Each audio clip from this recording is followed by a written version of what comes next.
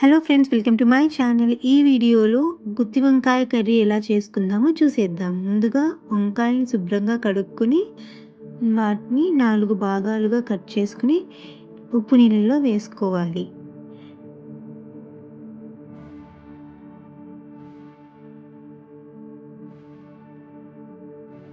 ఒక కడాయి తీసుకుని అందులో ఆయిల్ వేసుకుని హీట్ అయ్యాక ఈ వంకాయలని అందులో వేసుకుని కొంచెం ఉప్పేసి ఫ్రై చేసుకోవాలి.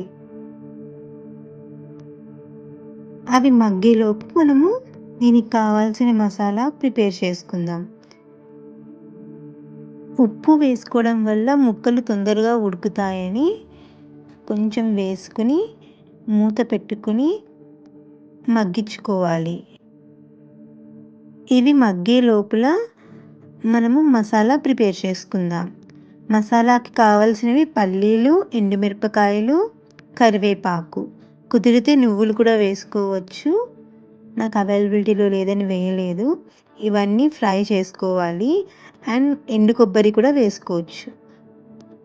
ఫ్రై అయిపోయి కాసేపు చల్లారించుకోవాలి. చల్లారేలోపు ఒకసారి వంకాయలను చూసి ముక్క ఉడికిందా లేదా అని కలుపుకుంటూ ఉండాలి.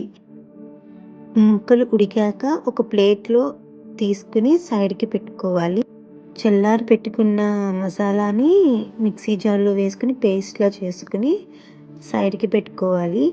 ఇప్పుడు అదే కడాయిలోనే గ్రేవీ ప్రిపేర్ చేసుకోవడం కోసం ఉల్లిపాయలు, పచ్చిమిరపకాయలు, అల్లం వెల్లుల్లి పేస్ట్ వేసి ఫ్రై చేసుకోవాలి. అవి కొంచెం ఫ్రై అయ్యాక చింతపండు పేస్ట్ వేసి బాగా కలుపుకుని కొంచెం వేగాక మనం ముందుగా ప్రిపేర్ చేసుకున్న మసాలా పేస్ట్ అందులో వేసి కలుపుకోవాలి.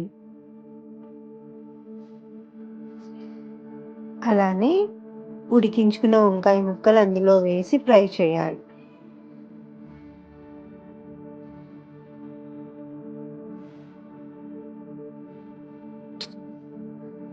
అలా గ్లాస్ వాటర్ పోసుకుని గ్రేవీకి కలుపుకున్నాక కొంచెం కొరియాండర్ పౌడర్, ఉప్పు, తగినంత కారం వేసుకుని కలుపుకోవాలి.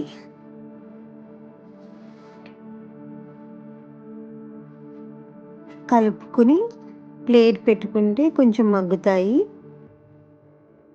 అవి దగ్గర పడ్డాక స్టవ్ ఆఫ్ చేసేస్తే గుత్తి వంకాయ కూర రెడీ.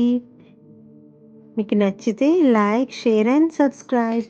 ఇది ఈజీగా మన ఇంట్లో ఉన్న వాటితోనే చేసుకోవచ్చండి.